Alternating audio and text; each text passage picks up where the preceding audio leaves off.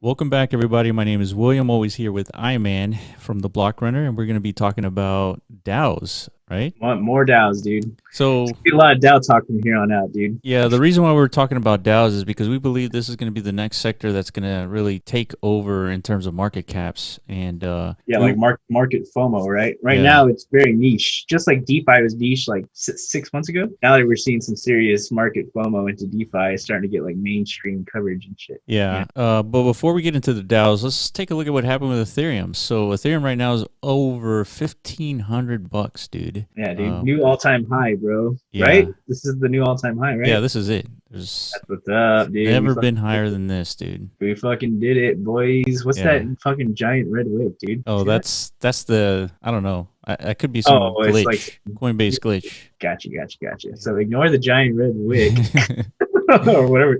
Oh, and that's one of your meme lines, dude. I think. No, it's a red wick. Okay, whatever. Yeah, Regardless, dude, like, we have clear breach of the meme lines we've been hovering in between for what, like a solid 3 weeks now or something. Been in a solid like cool down phase because Bitcoin and ETH have been like in a nonstop heater for past 8 months, right? 8, 9 months. So this cooldown was necessary, I guess, but you drew some new meme lines to kind of like readjust to, some recent happenings. And yeah. So specifically for Bitcoin, with Elon's pump, we had to adjust it. So why Bitcoin, though? Because you have to stay true to like the tip of the wicks, right? Or the tip of the candle. absolutely, yeah, Yeah. because it used to be about right here. Yeah, because And that was that green candle from like 3 weeks ago. That was the tip of the wick that you set it at. that's right. Not that one. Yeah. This one, yeah. So that established like your trend, Yeah, Elon's tweet and his change in bio did that little pump there. but it didn't close outside, right? That's right. That's what's important. Yeah. So we had to move it up, and so we're still within range. So I would say action date for Bitcoin is Still on. still on, man. It's been extended now, so it's March, the 12th of Okay. March. Yeah, you're right. So we could see more consolidation from here. Yeah, there's definitely like some over exuberance, like in the crypto Twitter crowd, where everyone's like, celebrating and expecting, 2,000x from here, like by next week. Yeah. Typical fucking moon boy shit. You know what I mean? Like we're not here to be like total moon boys, dude. Like we're here to present a little more like rational composure within this market. You know what I mean? Yeah, Like I think there's some 100%. of that lacking, unfortunately. Yeah, but just note that even though we said March 12th is the action date, I mean, just yesterday we said the action date for Ethereum was going to be February 19th, and it breached that. So it'll be important to see if it actually closes above 1500, but I think it will. Yeah, probably. I mean, there's definitely, like I said, there's been a sufficient cooldown period. There's an interesting ratio that I'm seeing thrown around though, is like the Bitcoin ETH ratio, where like whenever 32 Ethereum Oh, yeah. is like higher than the value of one Bitcoin, usually like that's like an indication for Bitcoin to go up or something like that. Yeah. And clearly like 32 Bitcoin is way higher than 32 ETH is way higher than one Bitcoin right now, which is weird because like everyone expects Ethereum to at some point like double its previous all-time high like Bitcoin did, right? Like before Bitcoin goes on its next leg up. So Yeah. that would just extend that ratio even further. So I don't know how legitimate that ratio is. Maybe it's just like hokum. Yeah, I mean, 32 ETH is just out of thin air. I mean, it's just an arbitrary number. Right? Yeah, I guess because that's the staking requirement. that's the staking requirement. So So why not like 42 ETH or 56 ETH? Like it's just Yeah. arbitrary. They just pulled that out of thin air. It's like now we're just going by it, I guess. So Yeah. regardless, there's just definitely a lot going on the ETH ecosystem. So that's what we're about to talk about now. Yeah, so we stumbled upon Deep DAO, I think, in a previous video, but we want to get into, what this breaks down into, and Yeah, because at first glance, we didn't really understand what the hell we're looking at, right? yeah, We're like, I think we got into it because we made a previous video about Barn Bridge, and we love what they're doing. Yeah. We love the concept and the vision. And then part of our due diligence in the Barn Bridge was like, okay, we just magically find out they're ranked number one on this DAO list. So what's the significance of that? We don't really understand yet. so it looks like they've inputted 466 million in the case of Barnbridge, and they've spent 260 million on different proposals from the community. So this looks pretty healthy as a DAO. I mean, Barnbridge is completely dependent on DAOs. That's how they built their entire protocol, and so this looks pretty healthy. But if you look down, well, you can find Decentraland somewhere in here. I don't think they're that deep. It's like in the 2 million. You were like little, yeah, right around there. There it is. Yeah, here it is. So, for example, Decentraland, they have 2 million inside their DAO, but nothing has been spent. And so this is just kind of stark differences between how DAOs operate and how you can even measure the health activity of a DAO. Yeah, which is going to be, it's going to be like an important part of your like crypto evaluation tool set that we all need to learn from here on out. Yeah, and so so DeepDAO actually released a Medium article that sort of explained the whole point of this chart here. Yeah. And they said that DeepDAO is like CoinMarketCap or CoinGecko for tokens, but DeepDAO is for DAOs. And so essentially, like, why do we go to CoinGecko and CoinMarketCap just to kind of get a feel of what the token market's doing, right? You know, is it up or is it down? That's usually the first thing we do. Like somebody like, hey, bro, you ever heard of fucking shitcoin? Yeah. Yeah, let me look it up. And it has all the necessary metrics you need to kind of like make like a glance decision whether or not you should dig even further, even further, right? It's got the trading volume, it's got the market cap, you know, the price history of the token, all of that, you know, necessary shit. But there is nothing on these platforms that indicate like how, the health of the DAO ecosystem that like that's right. That's behind these tokens. Yeah. So that's what these guys are trying to do. Yeah, and right now it's too early to tell like what exactly indicates a healthy DAO. I mean, is it the members? How many proposals? How many voters? I mean, there's that's a good point, dude. Because like, look at Barnbridge, 15 members. I mean, we know this is like their V1 DAO, which is basically centralized. It's the team. It's the founding team. Yeah. Control this whole thing. So just because they're number one now, how the fuck do we know? As soon as they give the keys to the community, they're not just gonna shit all over everything, right? Yeah, that's right. They're just gonna go on a spending spree. They're gonna burn all the fucking DAO. Airdrop the whole thing. Yeah. They're just gonna vote like, let's just get rich, boys, and let's get out of here. Yeah. We don't know, dude. But the point is, I mean, these tools are necessary. And what's supplying this data, which is also another important point. So we got a couple of platforms. So the main one, as you can tell, is Oregon, but there's DAOstack, Moloch, and this one's specifically for the Lao, Open Law. Yeah, we interviewed them a while ago. Yeah. Good peoples. And then the other one is Colony. So there's 4 big platforms that all these different DAOs are using. What's interesting to note is Badger DAO is not on this list, even though, I mean, they're probably one of the more well-known DAOs just because, I guess, YouTubers, right? Well, I mean, you can go to DeFi Pulse and you can look them up and see why there's so much hoopla and so much hype for Badger these days, you know? Like, just go down a little bit. There they are. Yeah. 1.2 billion in freaking locked value, dude. Like, that's no joke, you know? That's a lot. That means they're building some valuable shit, you know? This is a DAO ecosystem cranking out some value. But yeah, it would be nice to see some DAO metrics, but yeah, they're not using well, we don't know. We haven't figured out why they're not pinging the radar of DeepDAO, right? Because you went to their Medium posts and you could see that they're using Argon. They're using Argon, but they're not on this list for some reason. Badger is just non-existent. It's unknown, dude. So we're gonna have to figure out. So yeah, this is kind of like the video we're doing now is just we're kind of like reshifting our focus a little bit. Like, how do we describe it, dude? Like, we spent like the last month or two just trying to catch up to the DeFi space. You know what I mean? Because we kind of spent a lot. We neglected it. We neglected it for like a solid year, and we missed on so much. So it took us a couple months to like catch back up to where the frontier is. And I think we finally found it. Yeah, this is definitely the frontier. I think a lot of the projects who are building these protocols are finding it more important to be DAO dominant than centralized dominant. Just like we saw, do I have DuckDAO? DuckDAO is another big one, and that's not on the list, right? That's not on the list. And but DuckDAO is spinning off projects left and right. Yeah, they're just there today, and I urge everyone to kind of like spend some time investigating what it is called Duckstarter right there at the top. I mean, I'm sure we've made videos about PolkaStarter in the past. It's a obvious copycat like protocol. It's an incubator protocol for projects to, you know, launch their tokens from. Obviously, it's a huge successful trend. IDOs, definitely another future like sector to pay attention to that we'll definitely be covering. But regardless, so this new protocol that the community's developed, it's increased the demand for their duck tokens, dude. So yeah. I mean, it's pretty bonkers to witness, man. Like these communities are actually, they're doing it, dude. They're fucking doing it, dude. So I'm looking at this application process for DuckDAO, and it seems pretty straightforward. I mean, website, when do you want to launch, roadmap, token distribution, and then your social media links. So it's pretty straightforward. Yeah, that's good. So it's all, I mean, the idea of it is to have like the least amount of like human intervention possible, right? Yeah. So because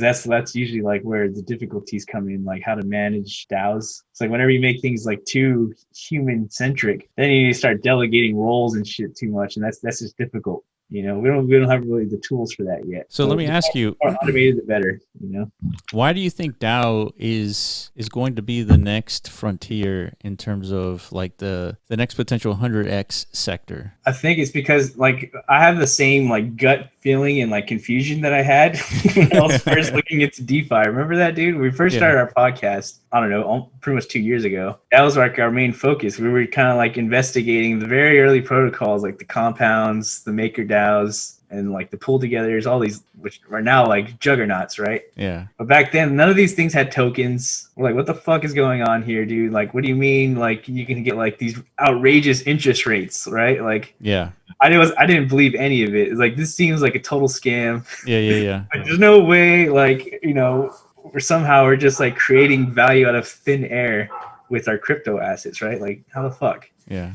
But obviously, my initial reaction was, you know, a little too cynical, but that's just me, you know? Yeah. So I had the same feeling about these DAOs. Dude, we were just talking about it yesterday, dude. We're already kind of like dismissing it as like, dude, this will never work, right? Yeah.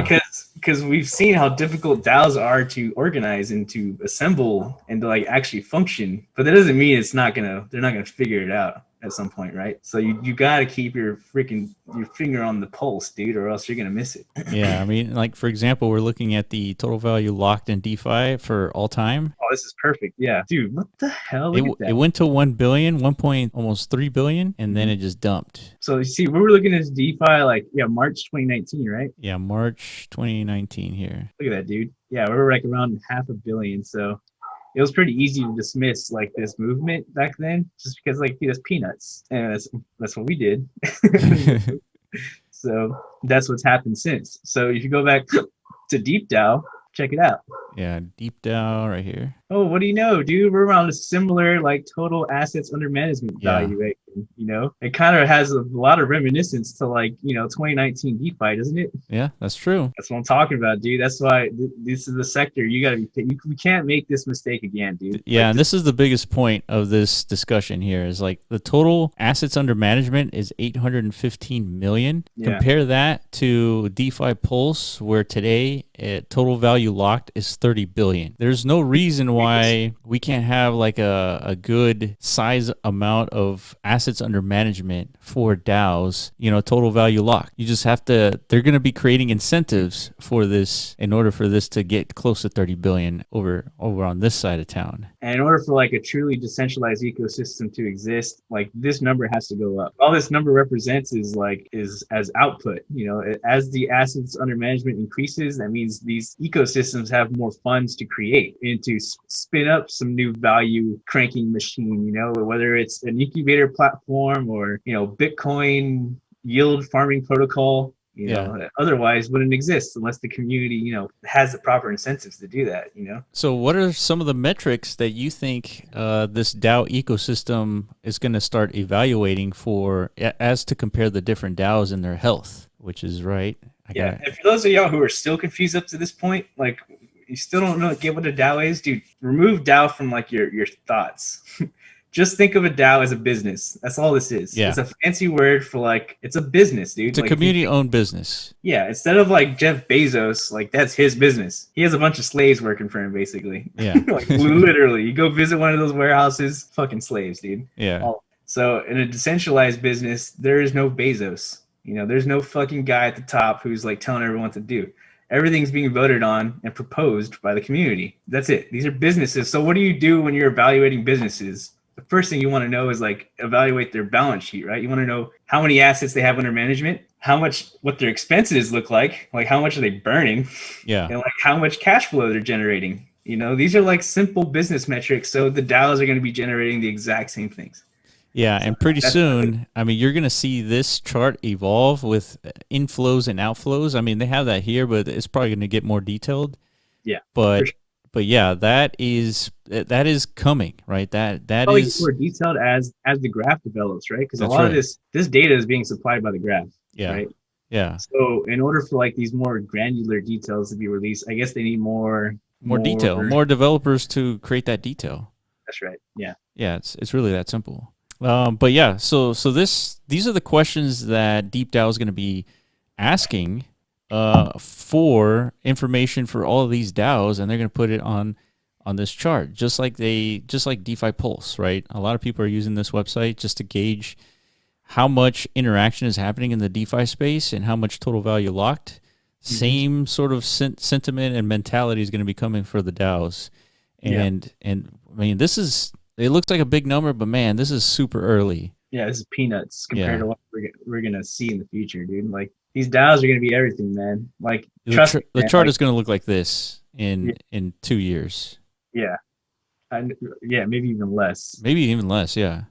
Yeah, like DeFi for sure was the catalyst. One of the is going to be one of the catalysts, but this whole DAO push is also another catalyst because for one, it's going to allow more projects to even like enter the ecosystem, you know, because there's less barriers to entry. You know, like almost anybody can create a protocol out of thin air, you know. Yeah. As long as you know, I don't know, as long as you play your cards right, I guess. Yeah, for sure. So yeah, that covers everything we want to talk about. Anything else missing, Iman? Not yet. I mean, yeah. So just for now, we didn't really get to touch on DX down much, but we're gonna be, you know, we push daily content here, so we're gonna be looking at these like on an individual basis as much as we can. Yeah, you know? We definitely want to deep dive in each one of these because just like we have the winner here so far, Maker, the earliest of the earliest in DeFi. You know, we want to find who is going to be at the very top here, and so far is Badger DAO, and I don't know if you qualify these guys as early in terms of DAO. So wait, say that again. Which one? Badger DAO? Badger DAO, yeah. Dude, they're sorry, Badger DAO, Barnbridge. Oh, okay. Yeah, my bad. Yeah, see, we don't know. So yeah, we got to deep dive on pretty much all of these and figure out what the fuck's going on. Yeah. Because like, if you read the Medium post from DeepDAO, there's still tons of metrics to look at. It's not just money. It's also participation. Here, pull it up again. Just let's go through that list one last. How many members does it have? How active are the members proposing? Yeah. Are members voting, or are they in general against voting against these proposals?